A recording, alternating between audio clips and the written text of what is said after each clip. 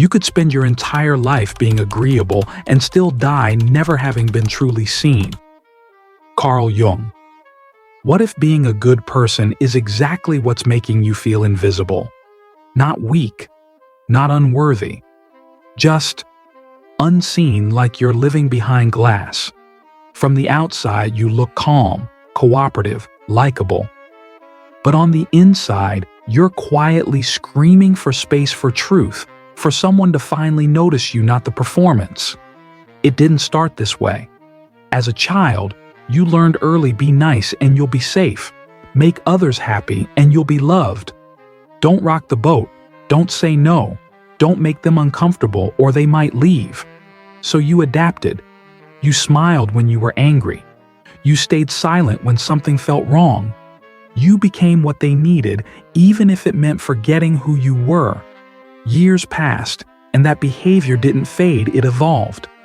Into a personality, into an identity, into the invisible cage you call kindness. But today, something inside you is shifting. You're tired not just physically, but spiritually. Tired of performing. Tired of saying yes when every part of you whispers no. And you're beginning to ask, who am I if I stop pleasing everyone? This isn't just discomfort. It's the beginning of awakening. And as Carl Jung said, the path to wholeness starts the moment you dare to remove the mask. You've been taught your whole life that being agreeable is a virtue. That being easy to work with, easy to like, easy to love, makes you a good person. And so you became the one who never said no. The one who helped without being asked. The one who smiled even when something hurt. But here's the part no one tells you: when you spend your life trying to be liked, you slowly start to disappear. Carl Jung believed that the desire to please others wasn't born from love, it was born from fear. Fear of rejection, fear of abandonment, fear of disconnection. And so people-pleasing becomes a subtle form of self-betrayal. Every time you ignore your gut feeling to keep the peace, every time you smile through discomfort, every time you say yes just so someone else doesn't feel disappointed, a small part of you fades. Not all at once, quietly, invisibly. And that's the tragedy. You don't lose yourself in one moment. You lose yourself in 1,000 tiny, polite decisions. You think you're being kind, but what you're really doing is silencing yourself, dismissing your needs, making your truth smaller just so others can feel comfortable. And over time, people stop seeing you, not because they're cruel, but because you've trained them not to look. Because you've made it so easy for them to forget that you even have limits. You don't get more respect by saying yes. You don't get more love by being easy to handle. You just become more convenient and less real. And in trying to be good, you've made yourself invisible. You think you're being helpful, cooperative, supportive. You say yes because it seems easier than saying no. You stay quiet because you don't want to start conflict. You give more than you have because somewhere deep down, you believe that's what makes you lovable.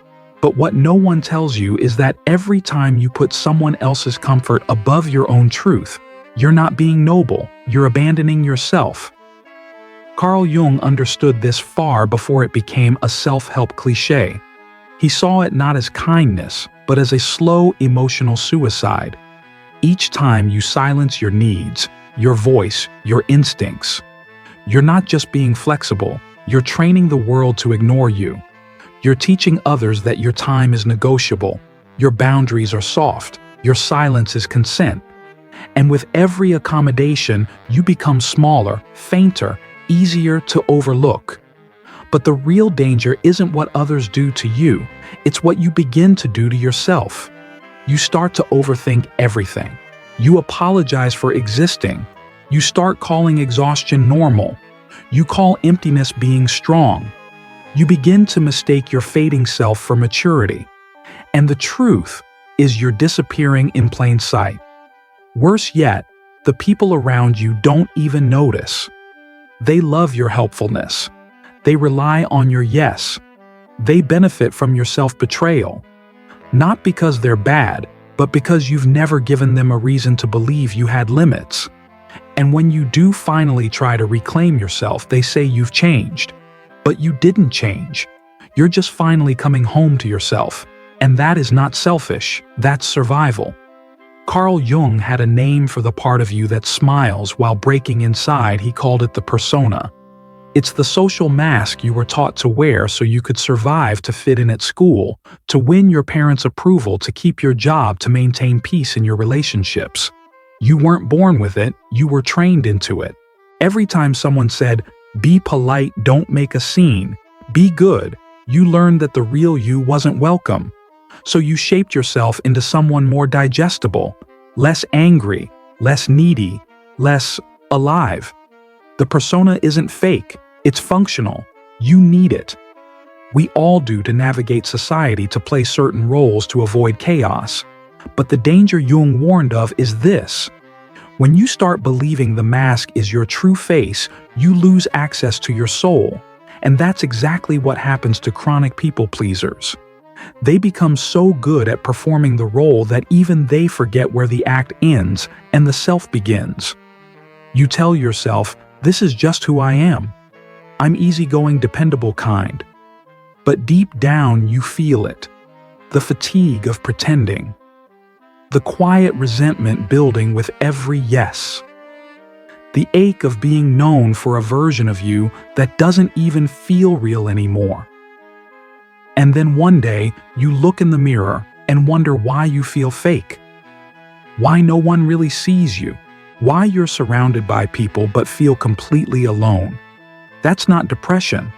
That's your real self knocking from inside the cage. That's the moment Jung called individuation, when the soul begins its quiet revolt against the mask. You think repressing your feelings makes you mature. That swallowing your anger makes you safe. That staying calm, agreeable, and composed, even when everything inside you is screaming, is what makes you strong. But Carl Jung warned us what you repress doesn't die. It festers, it distorts, it returns twisted. When you keep hiding your anger, it doesn't make you a better person. It makes you resentful. It makes you cold, detached, sarcastic, or passive-aggressive. Because that energy has to go somewhere, and if it's not allowed to be spoken, it finds other ways to leak out. Through fatigue, through silence, through overthinking every text message, through snapping at the wrong person at the wrong time. What looks like sensitivity is often just emotional suppression disguised as politeness. And worse, this performance isn't sustainable. Your body starts to carry the cost.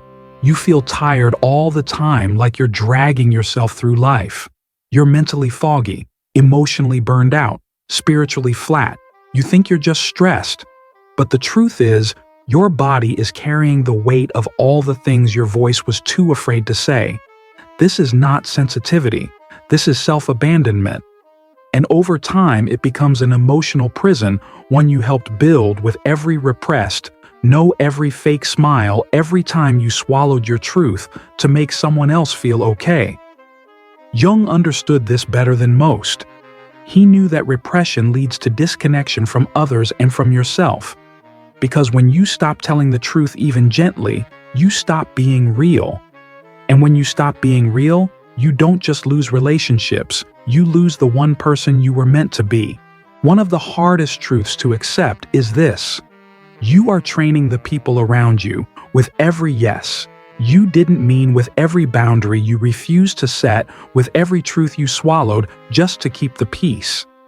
Carl Jung warned that when you live through your persona, the agreeable, flexible, always available version of yourself, you create a world that expects your silence, and it stops seeing your humanity. It doesn't happen overnight. At first, they appreciate you. You're easy to work with, easy to love, low maintenance. But over time, that gratitude quietly turns into expectation. They stop asking if you're okay. They assume you'll say yes. They assume you'll stay late, show up, give more, ask for nothing. And if you've never shown them your limits, why would they believe you have any? Not because they're cruel, but because you've trained them to believe your needs are optional. And here's the real tragedy: you start resenting them for crossing lines they never even knew existed. You expect them to read your mind, to sense your exhaustion, to recognize your sacrifices even though you never voiced them. But that's not fairness. That's self-abandonment disguised as selflessness. You can't be truly loved if you're not truly known. And if people only know the version of you that never says no, then they don't really know you at all. They're in love with your persona, not your truth. When you finally set a boundary, some will say you've changed. But you haven't. You've simply stopped performing. And for the first time, your no has meaning. That's not cruelty. That's clarity. Carl Jung didn't believe your purpose in life was to be agreeable. He believed it was to become whole. And that process, what he called individuation, doesn't begin with self-improvement. It begins with self-possession. It begins the moment you realize that being liked has come at the cost of being real. You've spent years trying to be the right kind of person, likable, helpful, easy to be around. You've worn the mask. You've smiled through resentment. You've made yourself smaller to keep others comfortable. But now something inside you feels off. Like life doesn't fully belong to you. Like you're playing a role you can't remember auditioning for. That feeling, it's not depression. It's your soul trying to wake you up. Jung saw this as a sacred turning point, the moment when the false self begins to crack. The persona that once kept you safe now keeps you stuck. And the only way forward is through discomfort. Through saying no when it feels terrifying. Through disappointing people who depended on your silence. Through risking rejection just to finally feel real. Individuation is not about becoming a better version of your mask. It's about breaking the mask entirely. It's reclaiming the parts of yourself you were told to hide: your anger, your boundaries, your truth. It's saying, yes, I care about you, but I will no longer abandon myself to keep you. This isn't rebellion. It's maturity. It's the moment you stop negotiating your worth with others, and while it may cost you approval, it will finally give you something you've never had: a life that actually feels like your own. When you first stop people-pleasing, guilt will hit you like a wave. It will crawl into your chest, your stomach, your throat. It will whisper, "You're being mean. You're letting people down. You're selfish." But that's not guilt in the moral sense. Carl Jung would tell you that's withdrawal. That's detox. You're not doing something wrong, you're breaking a lifelong addiction to external approval. For years you said yes to be safe. You gave too much so people wouldn't leave. You softened every truth to avoid disappointing anyone. That wasn't love. That was survival. And now that you're saying no, now that you're choosing boundaries, stillness, and honesty, your nervous system doesn't know what to do with the discomfort. It panics. It protests. It confuses your empowerment with danger. But this is exactly where transformation begins. If you mistake that guilt for wrongdoing, you'll run back to the old pattern. You'll apologize for setting boundaries. You'll soften your no. You'll go quiet again, and the mask will tighten. But if you can sit in the discomfort, breathe through it, and do the right thing anyway, that's when something changes. That's when power returns to your body. The guilt is not proof you're a bad person. It's proof that you're healing. And healing is messy. It's loud. It's unfamiliar. It's uncomfortable. But it's also holy. Because every time you choose your truth over your fear, you rebuild trust with yourself. You stop outsourcing your self-worth. You stop trading authenticity for belonging. And you finally begin to inhabit your life fully, freely, honestly. This is not selfishness. This is sovereignty. If you're a people pleaser, you've likely built your self-worth on one thing: how useful you are to others. You feel valuable when you're needed. You feel loved when you're dependable. You feel safe when you're doing something for someone else. And when no one needs you, you feel hollow, replaceable, like you're taking up space without offering enough in return. Carl Jung would call this a fractured identity. a soul that's been conditioned to earn worth through performance. It starts young. Maybe you were praised only when you helped. Maybe love was withdrawn when you disappointed someone. Maybe good became synonymous with self-sacrifice.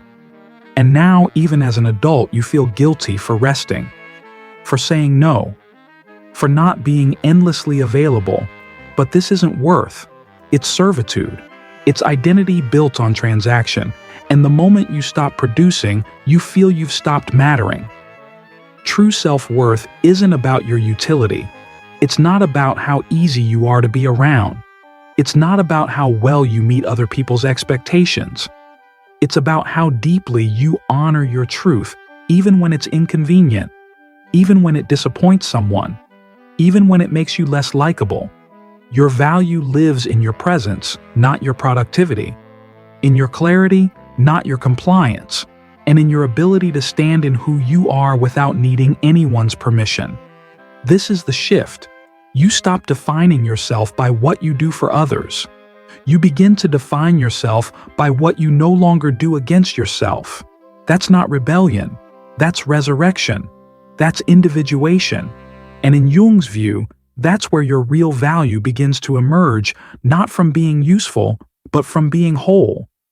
If you're used to pleasing others disappointing, someone can feel like betrayal. You hear it in their tone, you see it in their eyes, that subtle flicker of disapproval when you say no, when you set a boundary, when you finally don't give them what they want. And in that moment, guilt surges like a wave. Your instinct is to explain, to soften, to apologize, just to smooth things over. But Carl Jung would challenge you here. He would say, this is not the time to apologize, it's the time to grow. Because if you can't tolerate disappointing others, you'll never stop betraying yourself. You'll continue shrinking, overextending, and saying yes out of fear instead of desire. And each time you do, you reinforce a silent message to your subconscious. My needs are dangerous. My truth hurts people. My voice causes damage. And so you stay small, silent, suppressed. But that isn't kindness. That's conditioning. And it's killing your authenticity. The truth is, you can disappoint people and still be good, still be kind, still be worthy of love. You can say no without explaining yourself into exhaustion. You can honor your boundary without justifying every inch of it. Because every time you apologize for protecting your peace, you reinforce the idea that your peace is a problem. Jung believed that shadow integration, the process of reclaiming our power, requires us to face discomfort without collapsing, to be misunderstood without shrinking, to stand firm without guilt. That is real maturity. So let people misunderstand you. Let them feel what they feel. Let their disappointment rise and fall like weather. Because your truth is not a crime. And the more you can disappoint without apology, the more you reclaim the self that never should have had to beg for space. You don't have to announce your transformation. You don't need to write a long message explaining your boundaries. You don't have to prove that you've changed. In fact, real transformation rarely needs an audience. Carl Jung believed that the deepest shifts are often silent, not because they lack power, but because they no longer need approval. That's where true self-possession begins. Start small. Don't respond to that message right away. Don't apologize for needing rest. Don't explain every no like it's a confession. Don't soften your truth just to be digestible. Let it be quiet. Let it be firm. Let your energy speak louder than your justifications. At first, people might push back. They'll question the new version of you. They might say, you used to be so easygoing. But easygoing was often code for self-abandoning. They're not used to your firmness. They're not used to your silence. They're not used to the version of you that no longer folds to pressure. But here's what happens when you stay consistent: people recalibrate. They stop assuming your yes. They stop asking for more than you can give. They stop taking your energy for granted, not because you force them to change, but because you change the emotional terms of engagement. You no longer flinch when someone is disappointed. You no longer chase validation with over-explanation. You no longer overextend yourself out of guilt. Over time, your quiet clarity becomes your boundary. Your stillness becomes your language. Your no longer needs punctuation. Jung believed that real power doesn't shout. It holds. It centers. And in that silence, something profound happens. People finally start to feel the real you, not the persona, not the pleaser, but the grounded sovereign soul who no longer needs to explain her right to exist. One of the biggest fears for people pleasers is this: if I stop being who they want me to be, they'll leave. And the truth is, some will. The moment you stop saying yes automatically, the moment you stop softening every truth, the moment you stop apologizing for simply existing, people who once adored you may fall away. But Jung would remind you you're not losing love, you're losing dependency-based approval. And that's not a tragedy, that's freedom. Because when you stop performing, when you stop over-giving and over-explaining, when you start showing up as your whole self, the fake support system begins to collapse. The ones who depended on your compliance, not your truth, will struggle to recognize you. They might say you've changed. They might call you cold. But what they really mean is, you're no longer easy to manipulate. And that's the point. The moment you reclaim your boundaries, you don't lose connection, you lose the illusion of connection. The codependent friendships, the one-sided romantic dynamics, the boss who relied on your silence, they all fall away. Not because you're doing something wrong, but because you've stopped paying the price of self-erasure. In their place, new people will emerge. People who don't need you to be soft to love you. People who respect your no as much as your yes. People who love you not for your usefulness, but for your essence. Jung believed that real intimacy only begins after the mask drops, after the performance ends. When two people meet soul to soul without control, without fear, without pretending. So let the wrong ones fall away. They were never holding you, you were holding them. And now, you're free to let go. At the core of people-pleasing lies one aching misconception that to be loved, you must be agreeable. You've been taught by parents, teachers, relationships, and culture that goodness is obedience, that kindness is silence, and that peace means avoiding conflict. So you shape yourself into something likable, polished, predictable, palatable. But over time, this desire to be liked begins to hollow you out. Carl Jung didn't believe we were meant to be liked. He believed we were meant to be whole. And wholeness includes contradiction. It includes the parts of you that are messy, inconvenient, bold, direct, even selfish. Not because those parts are bad, but because they are real. When you deny your truth to be accepted, you create a false version of yourself that others fall in love with. But the tragedy is this: you're not even in the relationship your persona is. And that's why the love you receive feels empty. Because deep down you know it's not for you. It's for the mask. When you finally begin to pull that mask off, the world reacts. Some will resist. Some will walk away. Some will accuse you of becoming cruel. But you're not becoming cruel. You're becoming conscious. You're waking up. And that awakening will disturb every relationship built on your silence. But here's the gift: the ones who remain, the ones who love your honesty, your edges, your boundaries, those are the ones who see you, truly see you. And that not popularity, not approval is what Jung believed we came here for. Because freedom isn't about being liked by many. It's about being seen by few and still choosing to be yourself.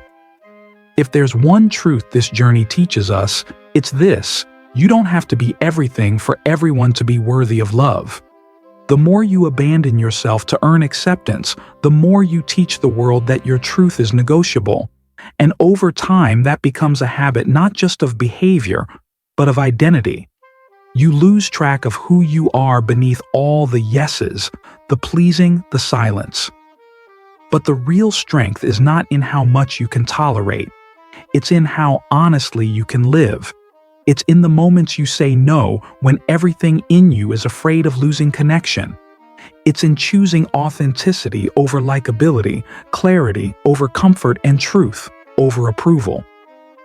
Carl Jung didn't ask us to become rude or selfish. He asked us to wake up, to see where we've been trained to perform rather than exist. And when we do, we reclaim something that no validation can give us: self-respect. So start small. Say what you mean. Pause before you answer. Set boundaries without guilt. You are not here to be easy to love. You are here to be fully alive.